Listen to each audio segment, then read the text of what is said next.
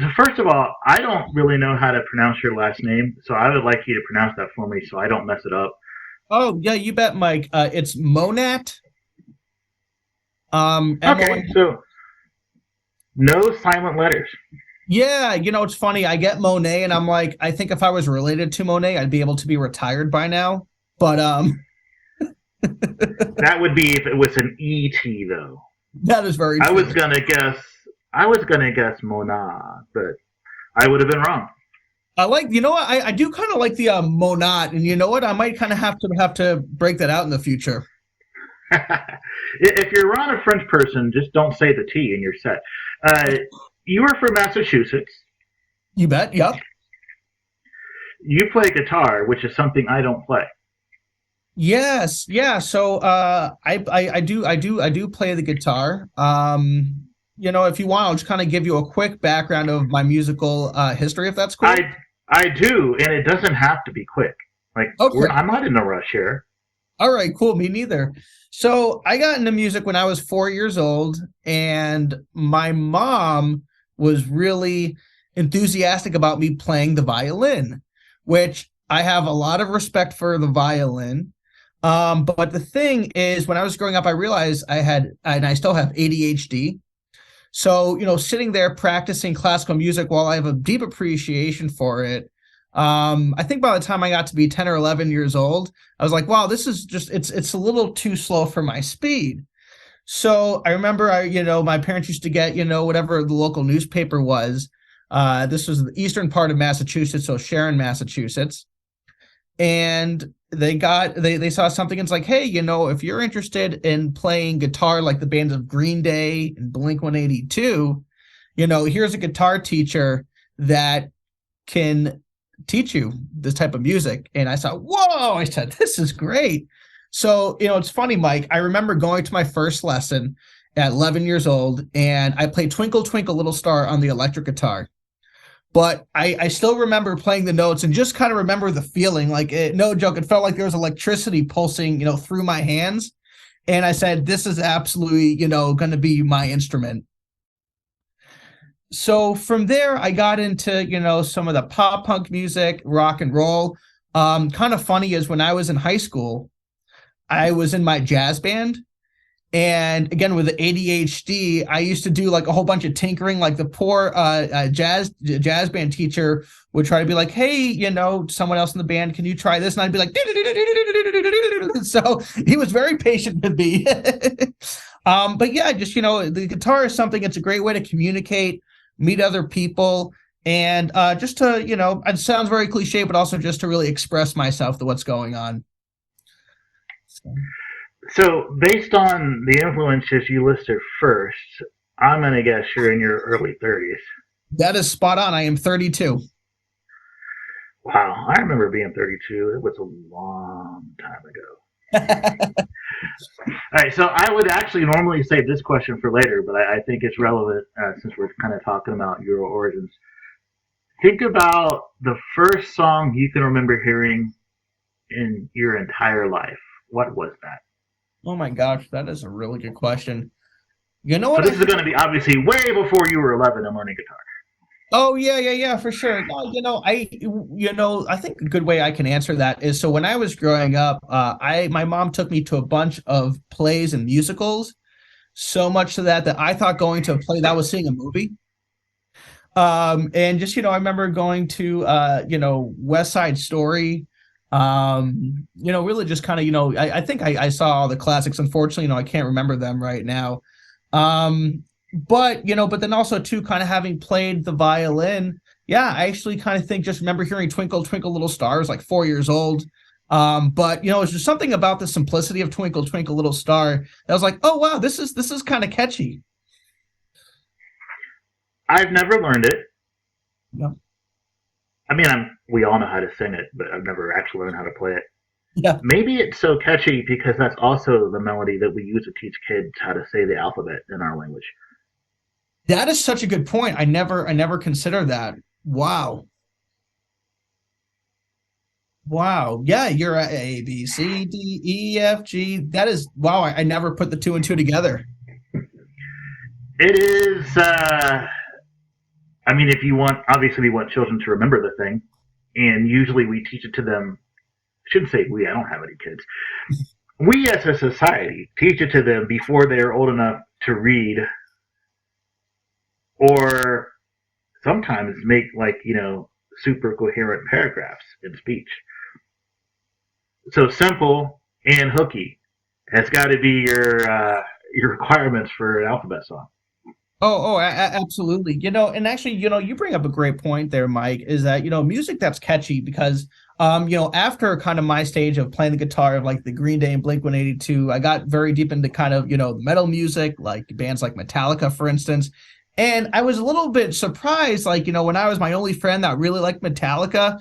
And then I think I learned, for them, songs that were 8 minutes and 30 seconds long wasn't exactly catchy. And that's actually one reason why I do actually really like listening to the radio, even just pop music, because to me, just hearing, what's catchy, what, was an instant song, that people can sing right away. That's kind of something that's always fascinated me a little bit. Do you ever learn how to play the current pop hits as you're listening to the radio? That is really good. That's a good question. Sometimes what I'll do is, if I'm kind of playing the guitar, maybe I'll have the chorus in my head and maybe just start to play a few notes of it. This is a little bit off topic, but speaking of catchy songs, did you ever watch a show Where in the World is Carmen Sandiego? It was on in the early 90s. Yeah, I remember it very fondly. Oh, awesome. So you have the chorus, Where in the World is Carmen Sandiego? Carmen Sandiego. Yeah, I mean, I'm a lot older than you, and I don't think I'm ever going to forget that tune. Oh, it's epic. And so, one of the things I do for fun around here is I play at some open mics. And so, just more for fun. I'm very much an amateur musician, but one of the things I try to do, it's like a stream of consciousness on the guitar. And it was actually funny. I think I was playing just a few weeks ago, and that melody came into my mind, and then I started just kind of playing like a little bit of a groove, and it was kind of fun to see how many people in the room, like they recognized it, and they were like, "Oh wow, this is pretty neat that this person's kind of weaving it into their set." So you said you're an amateur. That only means that you don't get paid to play. Very true. It has really nothing to do with your chops or how proficient you might be. Nowadays, so you've been doing this for a long time. Nowadays, when you decide to pick up the guitar and practice or learn something, what kind of music are you gravitating toward these days? Definitely. So I think when I play the guitar, I can break it up into kind of two moods. One mood is I'm really tired after a long day of work or just whatever is going on. I just kind of want to plug it in. I want to play some power chords, or just, chords are incredibly simple to play and kind of get out the, the emotion. When it comes down to songs that I'm learning, there's this band Phish, Phish, that's been very influential. Kind of coming back to myself being a teenager, it was, a music that went 100 miles an hour. And then I heard the music of Phish, and I love the melodies. And there's actually a lot of aspects to their music that's very metal influenced. But they have really long compositions, right? They do, absolutely. People joke. It's like, oh yeah, hey, do you want to sit down and watch a sitcom, or you want to listen to a Phish song? But in learning some of those compositions, I've really enjoyed sitting down and trying to learn them, because it's helped me to explore music and the notes on the guitar in a different way than my mind ever would have previously. That is not something I would have expected, considering that you led with Green Day and Blink 182. Like, hippie jam band is a completely different approach to the instrument, and the idea of what is a song supposed to do, a different approach to that as well. Absolutely. I think that actually describes, kind of what I like to do is, I think if a song is written authentically, I try to listen to it. Like, here's a great concert I went to back in 2015 or 16. It was George Clinton. He came to Western Massachusetts, and he played at this. It's kind of like it's like an abandoned amusement park. It was big in the 80s, but now it's just some beautiful trees, and the kind of you sit on the grass, and just to hear him and his entire ensemble play, because they're really big, with the funk music. And it's way different than rock and roll, because funk is all about the one, right? I think there's a video where Bootsy Collins describes it. Fellow Ohio and Bootsy, and that's what he says. The one. Yeah, absolutely. So yeah, what I just try to think is, like, if there's music I'm listening to, if I can kind of turn it on its head and listen to kind of whatever comes out of that, then I'm like, okay, I think I'm going in the right direction. I think going to see giant music legends like George Clinton is never a bad idea. For sure. Absolutely. Did you write? Oh, do I write? That's a great question. Yes, actually. So for the longest time, I would just do, improvisations. But during the pandemic, I said, hey, let me pick up the guitar and write something. And for some reason, the sport of NASCAR has always interested me. I don't watch it, but the endurance of having to go pretty much in the same direction for 5 or 6 hours at 200 miles an hour. It was something it's very intriguing, the focus you have to do, the training. So what I actually did is I wrote a song called The NASCAR Driver, and I went on YouTube and I watched like old races, like from 2004. And what I try to do in this song is I try to write it from the perspective of a rookie NASCAR driver with all of the nerves and fear that they might experience. But then, when you're going 200 miles around a racetrack, you kind of have to get into it pretty quickly. The learning curve probably it's not too, you kind of have to go right into it. And Mike, that was a really big accomplishment for me, because that required me not only to write the music, but also be very intentional with the words, make sure that they flowed and that they would fit in the music. Did writing that song make you want to, all right, now I'm going to be a songwriter guy? Or was the level of difficulty such that you're like, I don't know how these songwriter people do the thing?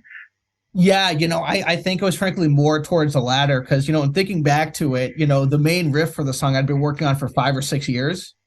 And to think about, musicians, they can make a record every year, every other year. And to have it be quality music, I think as musicians, we're always kind of hard on ourselves.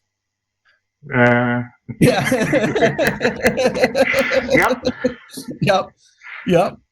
But yeah, I definitely think I would like to write more music moving forward. But one thing that's kind of I struggle with is finding the motivation for lyrics, actually. Well, you could always find a co-writer for that. That's a great point. There are other ways, and I was going to discuss the other ways when we weren't recording. But while we're recording, hey, there is nothing wrong with grabbing yourself a lyricist. There are a lot of people that write and don't know how to make music, and either are not inclined or feel intimidated by the prospect of learning an instrument. But they want to write songs, and all those people need is to buddy up with a musician that struggles to write lyrics. Wow, no, that is all you got to do is find a lyricist. They're out there. Yeah, for sure. Actually, let me, if you don't mind me asking you a question, Mike, just based off that. Go ahead. Is, from your experience, how have you found lyricists that you mesh well with, or maybe actually I'm asking another question then, or do you just kind of do all the writing, both the music and the lyrics yourself? So it depends on the project. I actually have a project where I have a co-writer. We take completely different approaches to songwriting, and this is the thing that fascinates me about the craft, is that none of the songwriters ever, no two of us do the thing the same way, which means there's really no right answer, right? It's whatever works for you. My co-writer is very much a lyrics-first co-writer, and her lyrics tend to be more poetic. And while I think that is useful and valid as an art form, I also think that sometimes poetry does not make for good song lyrics, because poetry and songs are not the same art form. So I'm always, I shouldn't say always, I'm 95% of the time I write the music first, the harmony, the harmonic structure, the chord progression first. Because remember, I don't play guitar, so I'm usually composing on a piano, but since I'm a bass player, the low end is always forefront in my mind. usually chord progression, harmonics first, melody second, which takes me forever, and then once I know how much syllables I have to fool with, I worry about the lyrics. So co-writing with someone who has a different approach, as you might imagine, is a bit of a challenge. Sometimes I finish the music and say, here, put lyrics on it. Sometimes each of us writes a song entirely and the other person just makes slight changes. Most of the time, though, I do it all myself. Not that I'm opposed to, like, if I ran into a stray lyricist that wanted to work with someone to make music, I would totally do that because I think that collaborating is one of the things in music that brings not only joy, but also it could take art to a place that otherwise wouldn't go because all of us have our own limitations and ways of seeing the world. And if you let someone else in who sees something different, the two or three of you can create something better than any one of you could have, which is why historically, right, Lennon and McCartney and I was going to say Elton John and the dude that writes all his stuff. Collaboration's important. Is it? Yeah. Bernie Taupin, that's his name. Yeah. Yes. Yep. That is. So I would encourage you, go find a lyricist if you're really serious about, man, I want to crank out songs. It seems like you have enough music background and skills that the music's not going to be a problem for you. So dig up a lyricist and make records.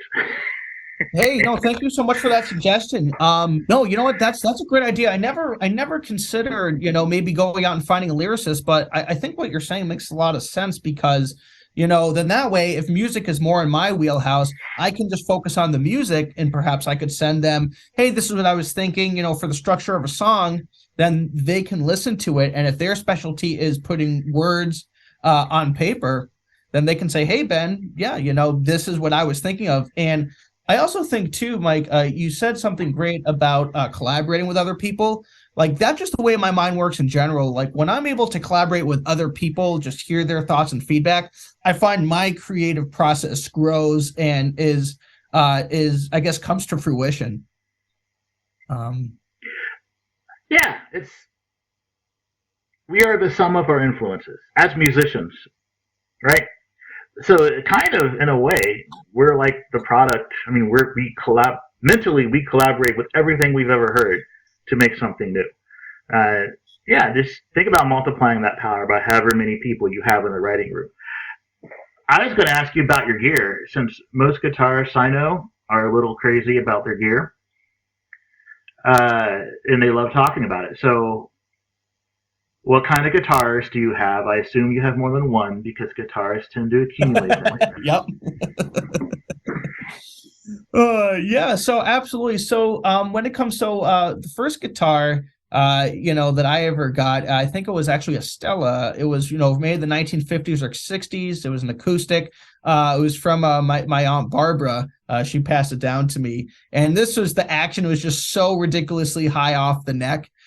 So meaning you really had to press down hard on the strings to get a note out. So then essentially I was able to convince my parents, after that, I'm like, hey, just get me the electric guitar. I promise it won't be like the violin. I'll practice it more than once a week. And they said, fine, we'll get you a starter one. And that was an Ibanez. It's a beautiful white guitar. I still have it to this day. And believe it or not, that was my only guitar I had for 13 years. So it's funny, on the neck, the fretboards are definitely worn down on that. And believe it or not, we're just talking about collaborating with people. So I found 2 guitar sets on Etsy, altogether it was like $300. One of them was a semi-hollow body, so a little more resonant. And then the other one had 7 strings. So if you think of a band like Slipknot, the low B string. So I had a good friend, he painted it. Another friend of his did the electronics. And those have been really fun guitars to play. Just because, like we were talking earlier, Mike, is, in my mind, I love the different, kind of types of music, but being able to play a lot of different types of music is very important. Let me just pause there because, like you said, us guitarists, we can kind of go on and on. I don't mind. Like, this is most of it I won't understand, but all of my friends who play guitar are gonna like be on the edge of their seats. Okay, cool. So Okay. you don't have to censor yourself here. Okay, all right, sounds good. But this is the funny thing when it comes to gears is I do not like having a lot of pedals. Like I was talking before about Fish, and all these different bands. They have 30, 40 pedals. For me, where I do kind of get wonky about is the distortion pedals. Because, within the distortion pedals, it's like, the color blue, light blue, dark blue, ocean blue. That's kind of how I see the distortion pedals. But what I've actually found, and this is something I would say to all guitarists, myself included, but if you're not getting the tone that you want, it's probably because you need to warm up more and you need to practice more. So you subscribe more to the tone comes from your fingers and your hands more so than the gear you're playing through. Absolutely. Absolutely. That's pretty interesting. I mean, the guitarists I know are forever tinkering with their pedal board in search of tone stuff. I'm just like, I'm a bass player. I'm very simple. Just plug me in and turn the thing up. Yeah, that's right. Speaking of bass, though, I will say, one of my favorite just effects pedals is the envelope filter. It's a pretty cool pedal. If you're gonna play funk music, it's one of those things you need to have handy. So the way that I've solved that problem with pedals is I just got a Line 6 Helix, and I don't want to really. This is not a Line 6 or a Helix advertisement, but it pretty much has every pedal or effect you'd ever want all in one device. And I figured, well, I could buy a whole lot of different things, or I could buy one thing that does all the things that a lot of different things do. And so I went for option B. That's a really good idea. Yeah, because one thing too, I know as guitarists we always fret about is what's the signal. So like which pedal goes into which signal. But it sounds like you made the investment in something that does a whole whole smorgasbord of different types of effects. And let me ask you, like, kind of how does that feel like when you're actually playing with it, whether you're practicing or playing live? Like, what's the kind of feel of having that all in one pedal board? It's awesome.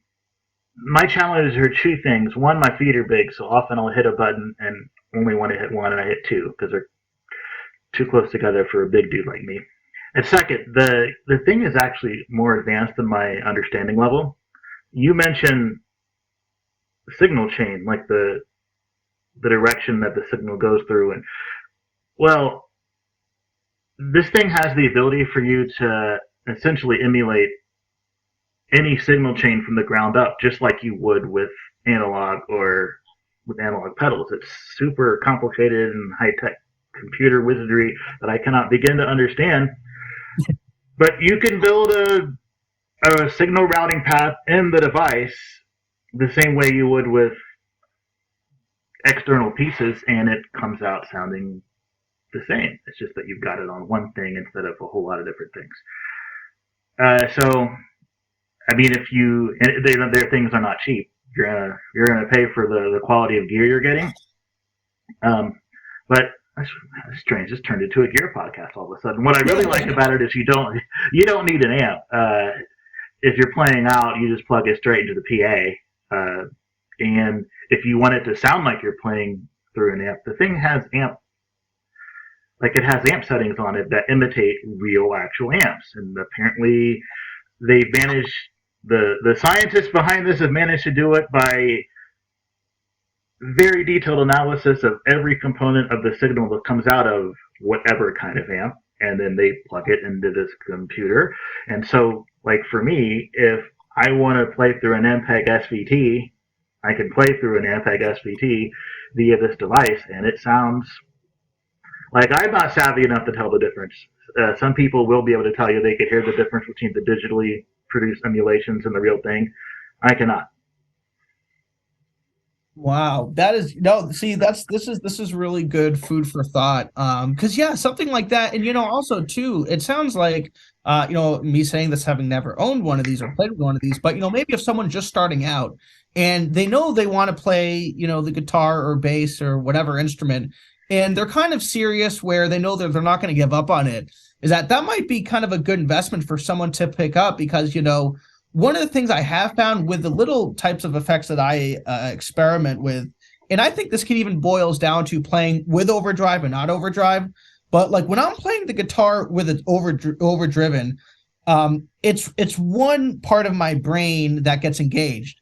And then when I take off the overdrive, it's almost like it's a brand new instrument I'm playing. Yeah, sometimes. You guys, by which I mean you guitarists, have so many choices. And one of the things that I always wonder how do you choose?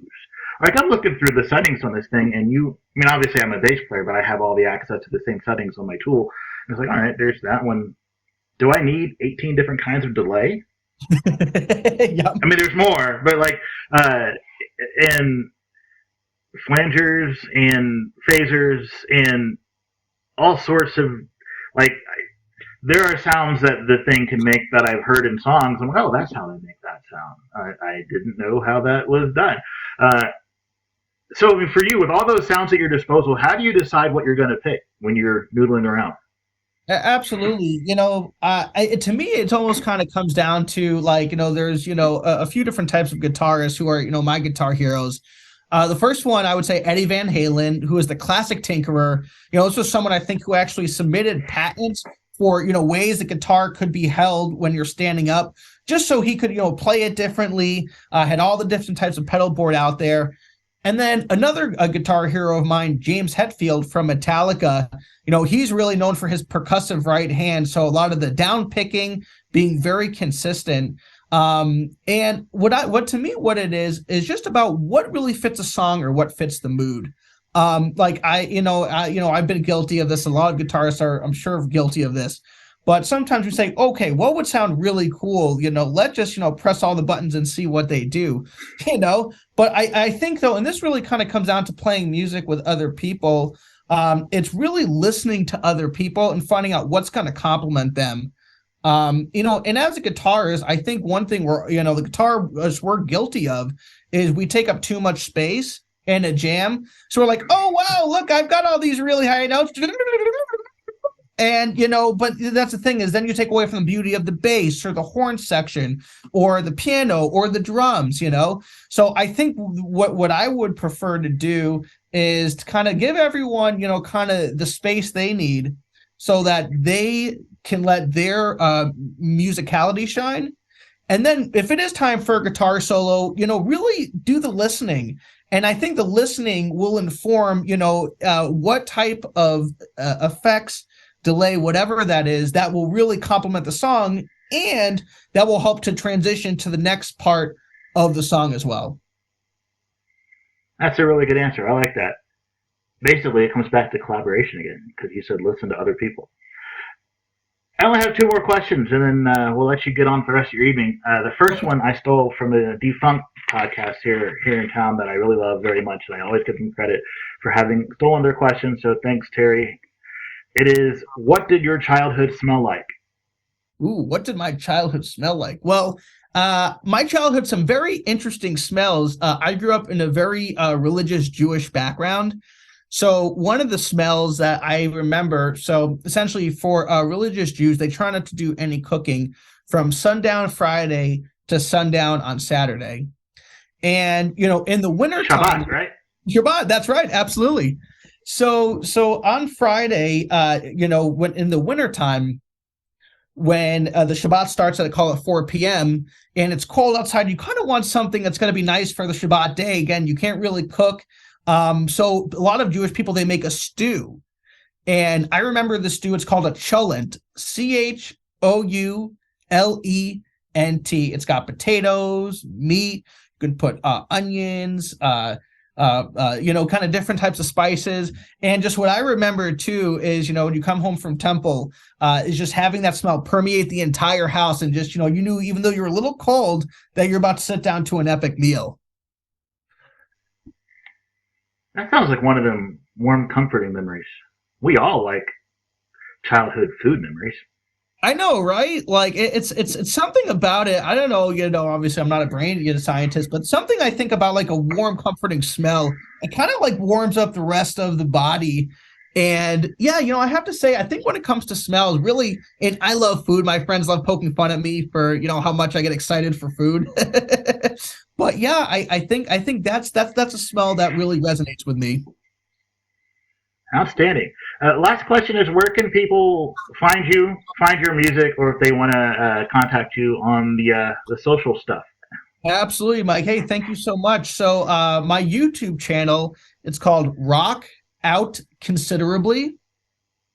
And I've had the channel for about 5 years now. I try to cover a whole bunch of different types of music. I would recommend, if you do listen, is turn the volume down on your listening device, because some of the stuff gets a little loud. And also, too, I do not know how to record with a microphone or anything. So it's just my voice and the guitar going right into the phone.